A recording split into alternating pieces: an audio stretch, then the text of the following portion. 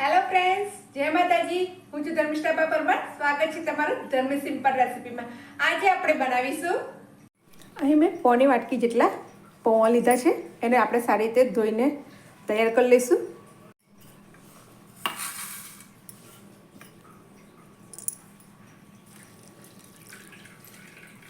આ ખૂબ જ ઓછા તેલમાં બની જતી વાનગી આપણે તૈયાર કરશું. તો પૌવાને આવી રીતના સારી રીતે થોડા ધોઈ લઈશું. આને હવે આવી રીતે 5 થી 10 મિનિટ સુધી રહેવા દઈશું. હવે એક મિક્સર જાર લઈશું. એમાં 8 થી 10 લસણની કળીઓ, 2 નંગ લીલા મરચાં અને આદુનો ટુકડો લીધો છે મેં, એ એડ કરશું. અડધી ચમચી જેટલા આખા ધાણા લીધા છે મેં, 8 થી 10 મરી અને અડધી ચમચી લીલી વરિયાળી લીધી છે. હવે આને બધું આપણે ક્રશ કરીને એક અલગ મસાલો તૈયાર કરી લઈશું. તો આપણો મસાલો તૈયાર થઈ ગયો છે. અહીંયા અમે પાણી ઉમેર્યા વગર જ આપણે આવો ડ્રાય મસાલો તૈયાર કરી લઈશું. હવે એક મોટું વાસણ લઈશું. એમાં આપણે જે આ પૌવા પલાળીને રાખ્યા હતા એ એડ કરી દઈશું. મેં 2 કપ જેટલી ઝીણી સુધારેલી લીલી મેથીની ભાજી લીધી છે. જે મસાલો તૈયાર કર્યો છે એ બધો એડ કરશું અંદર. એક મીડિયમ સાઇઝની ડુંગળી સમારેલી લીધી છે ઝીણી, એ લઈશું. અડધો કપ લીલા ધાણા છે એ લઈશું. અડધી ચમચી જેટલું લાલ મરચું પાવડર.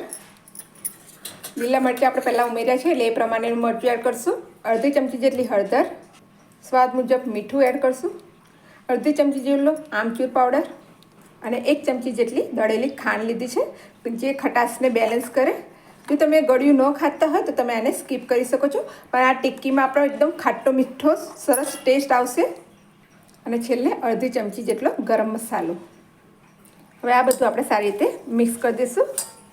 આમાં આપણે પાણી એડ કરવાનું નથી. આ મેથીની ભાજીને પૌવામાં બધું પાણી એડ થઈ ગયું છે, તો એને આપણે આવી રીતે પહેલાં સારી રીતે મિક્સ કરી દઈશું. એકની એક વાનગી ખાઈ ખાઈને મેથીની કંટાળી ગયા હશો તો આ એક અલગ જ નવી વાનગી છે, તો તમે આ જરૂરથી બનાવજો. અને એકદમ સહેલી જ છે, 15 થી 20 મિનિટમાં તો તૈયાર થઈ જશે. હવે આને બાઇન્ડિંગ આપવા માટે આની અંદર આપણે ચણાનો લોટ એડ કરશું. તો અહીંયા હું 4 ચમચી જેટલો ચણાનો લોટ એડ બધું સારી રીતે મિક્સ કરી દઈશું. ચણાનો લોટ ખાલી બાઇન્ડિંગ પૂરતો જ ઉમેરવાનો છે, વધારે એડ કરવાનો નથી. હવે આપણે આને સારી રીતે એનું લોટ બાંધી દઈશું. આપણે સારી રીતે આપણો આ લોટ બંધાઈ ગયો છે. હવે આપણે આ હાથ ધોઈ કાઢશું પહેલાં. હવે હાથ થોડો તેલવાળો કરીશું આપણે, અને પૂરણનું આપણે થોડી ટિક્કી કે વડા તમે જે કહો એ બનાવીશું.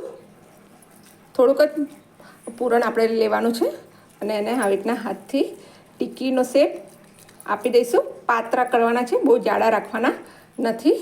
તો આપણે આવી રીતના એને ટિક્કીનો શેપ આપી દઈશું, જેથી એકદમ ક્રિસ્પી અને એકદમ સોફ્ટ બનશે. આપણે એટલે આવી રીતના ટિક્કી થોડા પતલા રાખવાના છે આપણે, અને આવી રીતના ટિક્કીનો શેપ આપીને આપણે બધા તૈયાર કરી લઈશું. તો એમ મેં બધી ટિક્કી બનાવીને તૈયાર રાખી છે. 10 જેવી ટિક્કી મારી બનીને તૈયાર થઈ ગઈ છે. હવે આને આપણે સેલો ફ્રાય કરી દઈશું. હવે એક કઢાઈમાં મેં 4 મોટા ચમચા જેટલું તેલ એડ કર્યું છે. એમાં તેલ ગરમ થઈ જાય એટલે અંદર આ ટિક્કી આપણે એડ કરશું. સેલો ફ્રાય કરવાની છે આપણે. મેં 4 ટિક્કી એડ કરું છું.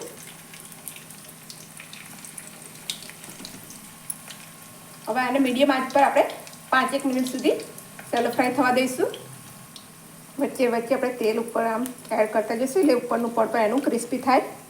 આવી રીતના તેલ પર આપણે એની પર એડ કરશું. આવી રીતના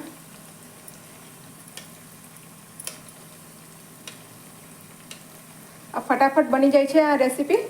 અને તમે ચા સાથે કે સાંજે કોઈ પણ નાસ્તામાં જો સ્નેક તરીકે પણ યુઝ કરી શકો છો. ખૂબ જ ટેસ્ટી લાગે છે અને ફટાફટ ઘરના બધા એનાથી જ બની જાય છે સામગ્રીથી.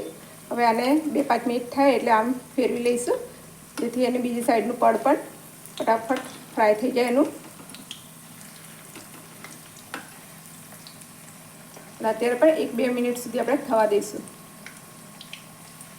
આગળ પાછળ ફેરવી એક ગોલ્ડન બ્રાઉન કલર જેવું થઈ જાય ત્યાં સુધી આપણે આ ટિક્કીને સેલો ફ્રાય કરી લઈશું. હવે એક સાઈડનું ક્રિસ્પી પડ થઈ ગયું છે. હવે નીચેની સાઈડ પણ ક્રિસ્પી થઈ જાય પછી આપણે આને કાઢી લઈશું. હવે આપણા થઈ ગયા છે બંને સાઈડથી એકદમ સેલો ફ્રાય. તમે જોઈ શકો છો એકદમ ગોલ્ડન બ્રાઉન જેવા ક્રિસ્પી આપણા તૈયાર થઈ ગયા છે. હવે આને આપણે કાઢી લઈશું.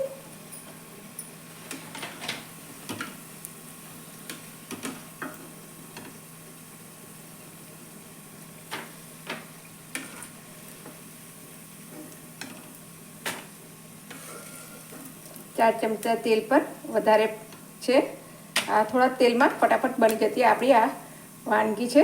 હવે આપણે આવી રીતના બીજા પણ વડા તૈયાર કરી દઈશું.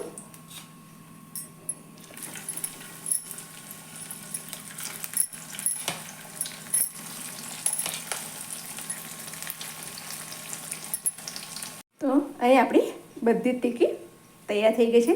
તમે આને ચા સાથે કે સાંજે નાસ્તામાં સ્નેક્સ સાથે સોસ જોડે ગમે તે રીતે ખાઈ શકો છો. હું અત્યારે આને ચાટ રૂપમાં લેવાની છું, એટલે એક બીજી પ્લેટ લઈશું અને આને તોડીને તમે જોઈ શકો છો કેટલી સોફ્ટ અને ક્રિસ્પી બની છે. તો આને હું અહીંયા મૂકી દઈશ.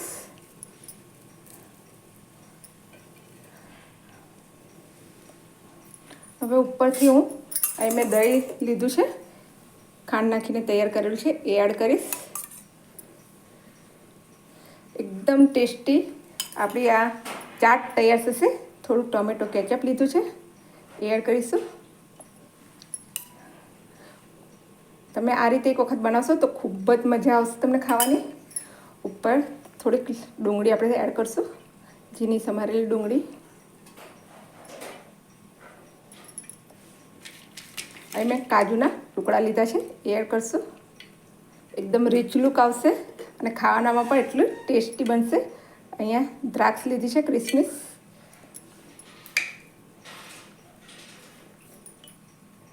અને ઝીણી સેવ લીધી છે, એ એડ કરશું આપણે. ઝીણી સમારેલી કોથમીર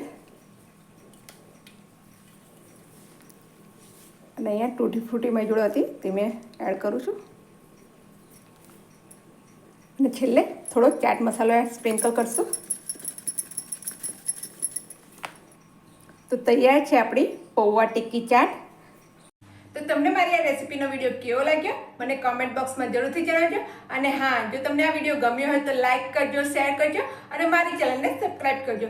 અને આ વિડીયો નવી વાનગી જોવા માટે બેલ આઇકોન બટનને પ્રેસ કરજો. તો ત્યાં સુધી ખાઓ પીઓ અને જલસા કરો.